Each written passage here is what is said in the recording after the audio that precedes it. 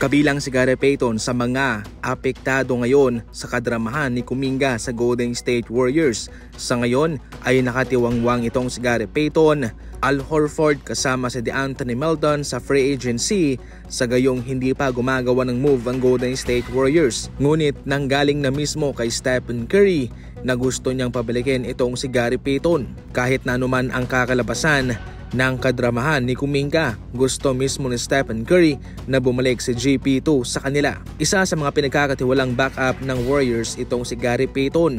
Kilala siya sa kanyang pagiging defensive mindset. Way back 2022 nang sila nagkampiyon ay nagpakita ng outstanding na depensa itong si Gary Payton at umabot pa nga sa 102 ang kanyang defensive rating.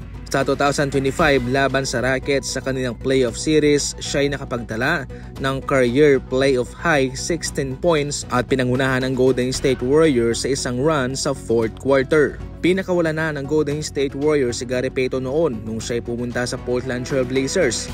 Ito'y kanilang pinabalik sapagkat ito'y importante sa kanila. Sa ngayon ay malaki pa rin naman ang tsansa na siya'y makakabalik.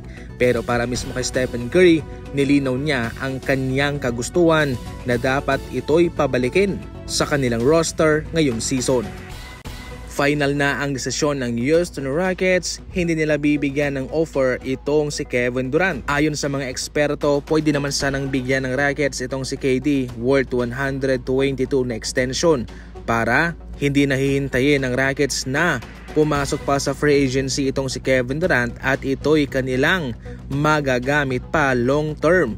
Pero sa ngayon mga idol ay matapang itong Rockets na posibleng mawala itong si KD sa kanila pagkatapos na kanilang magamit lamang ito sa isang season lamang despite na marami silang asset na pinakawalan. Nagdadalawang isip kasi itong Rockets na bigyan pa ng long-term contract, especially max deal itong si KD sa kanyang edad na 36 years old at mayroon pa silang nakalaang pera para sa kanilang ibang mga players, hindi lang kay KD. So kung kanila pang bibigyan ng max contract itong si Kevin Durant ay siguradong mahihirapan din sila sa iba nilang mga manlalaro.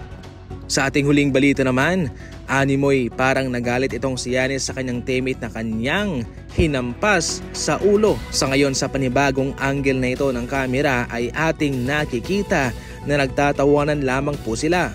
Nagbibiroan lang kaya natawa itong si Giannis kaya napahampas siya sa kanyang teammate. Marami nga ho ang nasorpresa ng ginawa iyon ni Giannis at marami ho ang hindi naniniwala na ganun siyang tao sapagkat siya'y masiyahin at magaling makitungo sa kanyang mga teammates. Kaya definitely mga idol sa puntong ito ay hindi naman daw talaga naging astig itong si Giannis kundi napahampas lang siya dahil nagbibiro ang kanyang teammate at napatawa siya.